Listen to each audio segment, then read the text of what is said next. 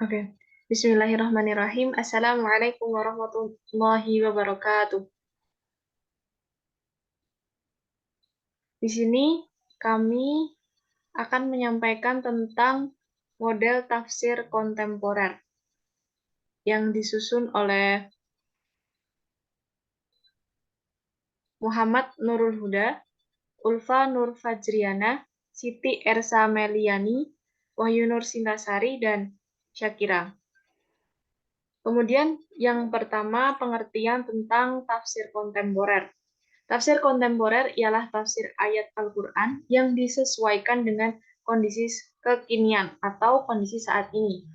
Pengertian ini sejalan dengan pengertian tajdid, yakni usaha untuk menyesuaikan ajaran agama dengan kehidupan kontemporer dengan jalan mentakwilkan atau menafsirkan sesuai dengan perkembangan ilmu pengetahuan serta kondisi sosial masyarakat. Kemudian, prinsip dan orientasi dari tafsir kontemporer.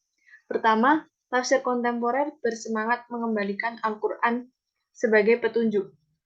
Pembaca kritis atas teks yang tidak terbaca dan ingin menyingkap apa-apa yang tak terbaca itu.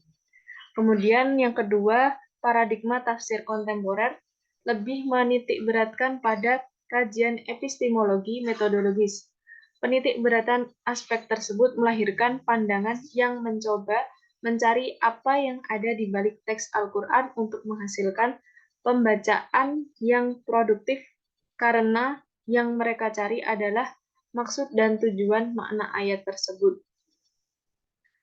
Kemudian prinsip dan orientasi yang ketiga, tafsir kontemporer memiliki paradigma yang bernuansa hermeneutik. Yang keempat, tafsir kontemporer memiliki konsekuensi logis dari tiga paradigma di atas, karena tafsir kontemporer itu didasarkan pada semangat membuktikan Al-Quran sebagai hidayah, rahmat untuk semua penghuni alam, menggunakan hermeneutika sehingga terbebas dari pandangan sektarianisme. Maka paradigma tafsir kontemporer itu kritis dan ilmiah. Kemudian dilanjutkan oleh Mbak Ulfa. Kemudian corak tafsir yang pertama pendekatan ilmiah.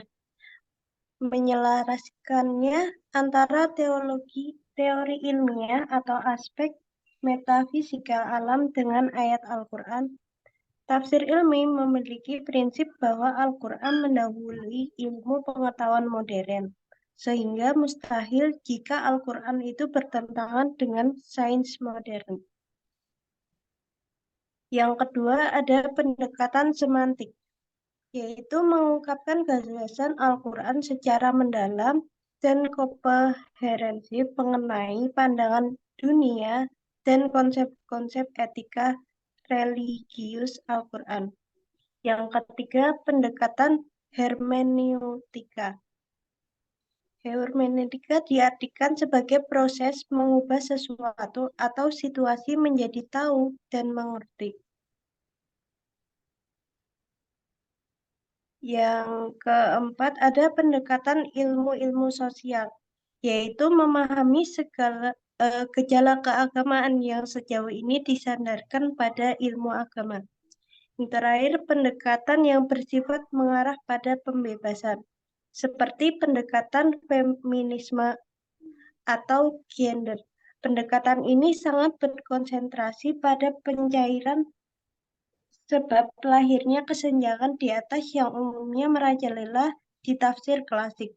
Dengan pendekatan feminis, para mufasir kontemporer mengajukan paradigma dan asumsi baru tentang pembacaan ulang pada Al-Quran berdasarkan pada semangat dan tujuan di atas.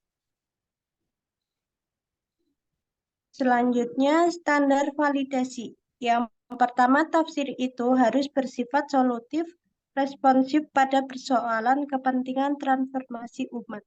Yang kedua, harus mengacu pada spirit Al-Quran dan spirit nilai universal pada Al-Quran. Yang ketiga, tafsir sebagai sebuah pemikiran manusia yang tentatif dan relatif. Maka harus ada kesesuaian antara tafsir dengan fakta empiris. Yang terakhir, ada tafsir sebagai sebuah produk ilmiah, maka harus ada kesesuaian antara hasil tafsir dengan proposisi yang dibangun sebelumnya. Baik, itu tadi presentasi dari kami. Mohon maaf bila masih banyak kekurangan dan kesalahan. Billahi taufiq wal hidayah. Wassalamualaikum warahmatullahi wabarakatuh.